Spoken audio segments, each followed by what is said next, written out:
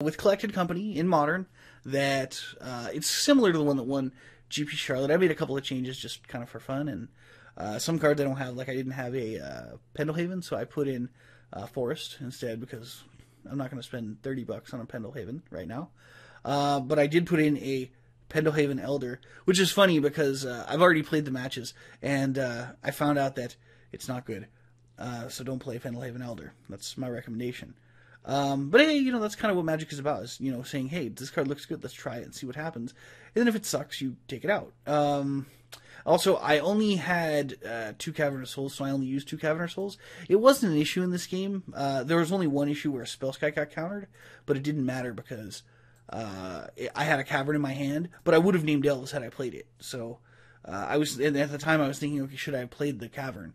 But none of my Elves ever got countered in this, you know, recently, so it's fine. The Okina, that to me, it's one of those things where it's kind of strictly better than a Forest, but is it worth running if you don't have one? No, probably not. But if you have one, run it. But if you don't, I wouldn't worry about it because I don't think it's worthwhile. The white cards, actually in the Pro Tour deck, he had a Burrington Forge Tender, which was the 1/1 for 1 white pro red guy that sacrifices to prevent all damage from a source of your choice this turn. And I don't know if that was from like for combo decks or what it's for specifically, but I ended up not running that. I didn't think it was the best. But anyway, the only other changes were I didn't run a Thrag Chest, I ran a Hooting Mandrills because I thought, guy, there's got to be something to this whole Delve thing, like especially against like a UWR control deck with a whole bunch of removal. Hooting Mandrills. So I ran one just to see if, you know, if I drew it and it was good. I drew it in, I think, 1 or 2 games, and I never played it, but the last match I drew it in game 1, and it wasn't even, like, useful. You know, well, our opponent didn't kill any of our creatures either. He was playing Zoo, so we ended up not, it didn't even matter. So anyway, so that's kind of the basis of the deck, is, you know, 3 Nykthos, some Cavernous Souls, and then a bunch of green mana-producing lands, and an Okina to pump our... the only thing it works on is Azuri. But then we have 4 Elvish Mystics, 4 Llanowar Elves, 4 Heritage Druids, which I count as, you know, kind of a mana... They're a mana elf, sort of. And then 4 Nettle Sentinels, which are funny because everybody tries to kill them, but they're not really our engine in this deck, which is funny. They're just a 2/2 for 1 mana. That's really what they are to me. And yeah, there are times where it's good that it untaps and it does a lot of stuff for us, but I don't think it matters that much. We have 4 Elvish Visionaries, which I like, because I played an elf deck that I just whipped up after Collected Company came out, and I thought, God, elves are good. You know, I'll just put in a whole bunch of elf lords, and I had like 16 elf lords, which was kind of cool, and it worked pretty good. But I'll tell you, the thing that ended up happening was I had a lot of 1-drops and a lot of 3-drops, and I had like no 2-drops. And so I put in a couple Elvish Visionaries, and I didn't find that was enough. And what really ended up happening was if you didn't have a Llanowar Elf or an Elvish Mystic, you kind of just waited till turn 3 to play anything. So there were a lot of hands we had to throw back. Now that I think about it, I probably should have run like a couple of Fauna Shamans, would have been really nice, which was just a 1-of in this deck. In fact, these 3 2-drops right here, 4 2-drops rather, are the 1-ofs in the deck. And Pendelhaven Elder was just something I kind of threw in. A Spellskite, you know, great against removal, great against twin, great against burn, great against a lot of things. And then Scavenging Ooze takes stuff out of the graveyard, which is always nice. So you got those 4 1-ofs that you can tutor up with Fauna Shaman, or you can tutor up something that's not a 1-of. Oh, Eternal Witness is also a 1-of. And Kitchen Finks. But those 2 never really get tutored for with, you know, Fauna Shaman. Unless we have like a Collected Company in the graveyard. And games generally, at least in this video set, games didn't go that long. And it seems like that's sort of the climate of Modern, is games aren't going that long. And when they do, I tend to get kind of grumpy and bored. As you'll see in, I think it's match number 3. Our opponent just took forever. At the end of the match, our opponent had 3 minutes left on their clock, and I had like 12 minutes. And so, but like at the end of game 1, they had like, you know, 5 minutes or 4 minutes or 6 minutes or something, and I had like 17 minutes or something. It was terrible at the end of game 2. So I was really annoyed. So I was, you know, doing my typical complaining, but it was really about our opponent playing slow, and it was boring. Let's see what else. We got a Reclamation Stage. That's a 1-of also, but I don't really look at Reclamation Stage as a 1-of. I look at that as, you know, like a disenchant that we can tutor for. Is really what it is. It's a disenchant. It's like snap. It's better than snap casting back a disenchant or a naturalize, which is awesome. And it doesn't do instant speed, which is a little bit of a bummer. But it does if we got Court of Calling or Collected Company, which we have 4 of each. And then we have, our Elvish Archdruids, which pumps our team and makes a lot of mana. In this deck, it's interesting because it's not like my other one with, the 16 Lords where making mana was important. With this deck, making mana is important, but making mana is important, but the pump is also important. So it's interesting because both abilities are very good in this deck, and I like that. In my other deck, it was either mana or the pump is what I needed, and because sometimes I didn't always want an Elvish Archdruid, I wanted a different Lord. So I don't know, it was interesting that this was always pretty much the go-to Lord. And then we got 3 Azuris, which was really the win card. And I don't like necessarily Azuri as the win card because he dies so easily. He can't regenerate himself. He dies to Lightning Bolt. He dies to Kolaghan's Command. He dies to everything. And it's kind of... he's really fragile unless you can pump. Unless you're in a position where you can pump. And sometimes you've got, 5 elves on the table and none of them are an Elvish Archdruid and you can't really pump. And so it's like, what do I do? And you just kind of worry about, essentially losing the game right there because they kill your Azuri and then you're attacking for 3 every turn when they're at 18 or something. And you're just not going to win that, I mean, you could, but probably not. And against a control deck, you're probably just not going to win, attacking for 3 when they're at 18. So what you need is Azuri.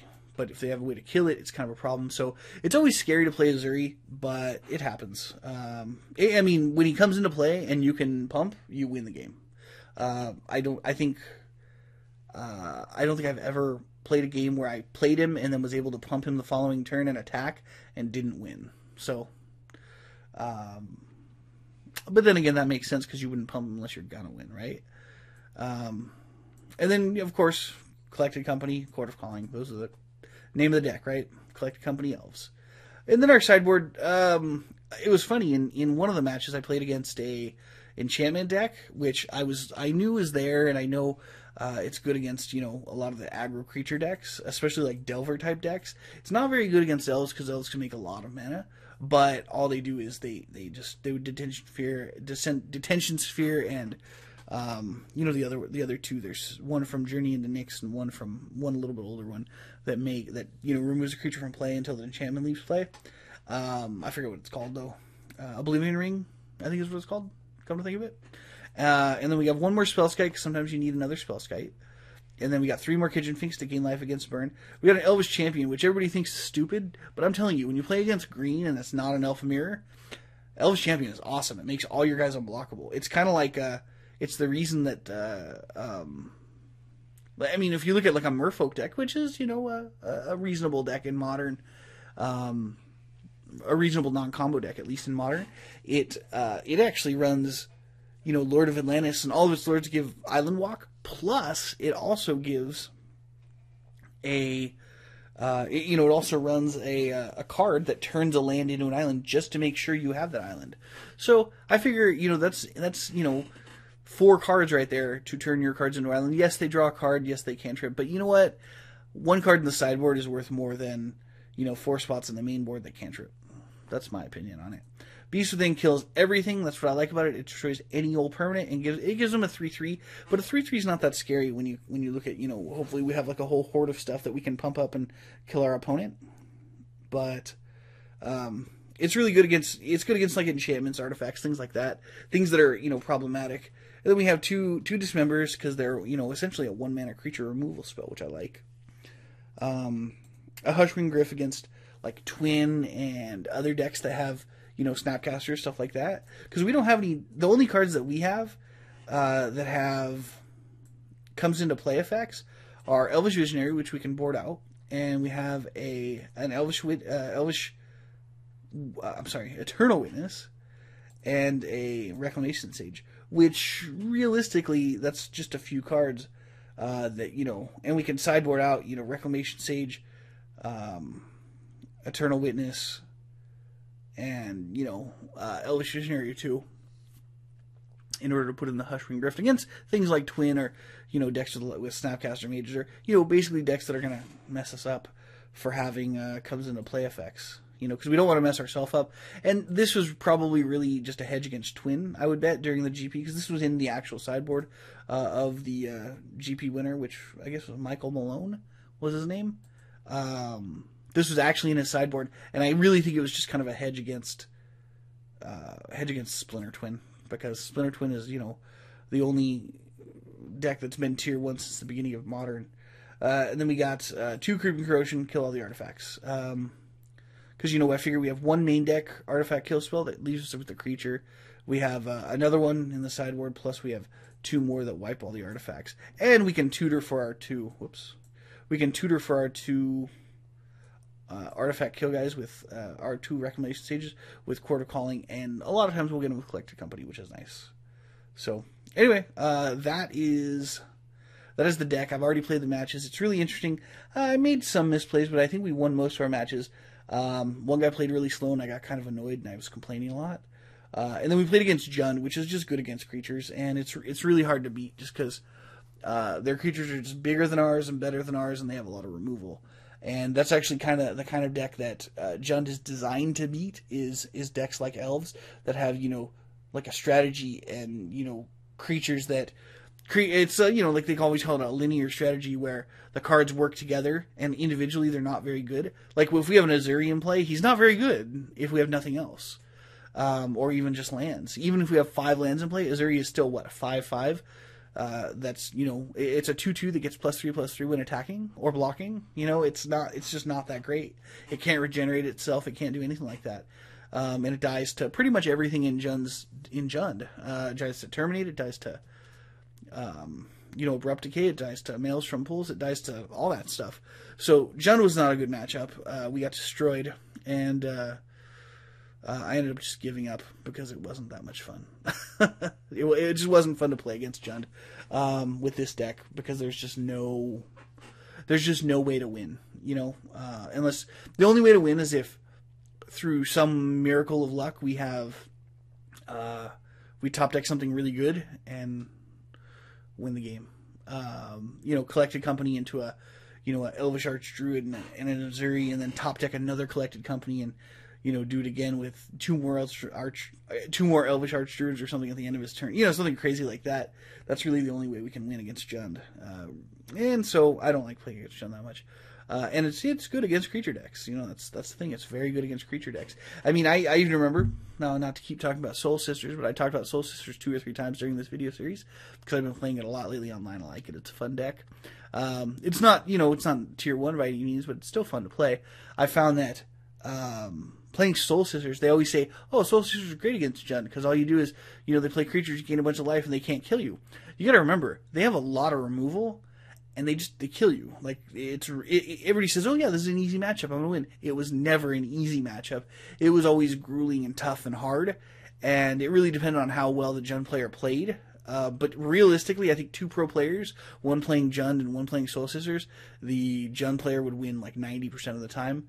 Maybe not 90%, probably 70 or 80% of the time, which is very, very high. So anyway, Jund is good against creatures. That's the point of the story.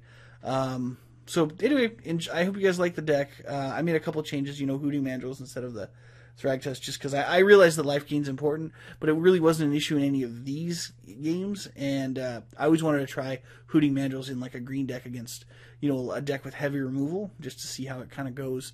Because, it's without having to have cards like Thought Scour or whatever, I just thought Hooting Mandrills would be good. So anyway, thanks for watching, and enjoy the videos, guys. Go ahead and like, subscribe, and share if you like this deck. Thanks.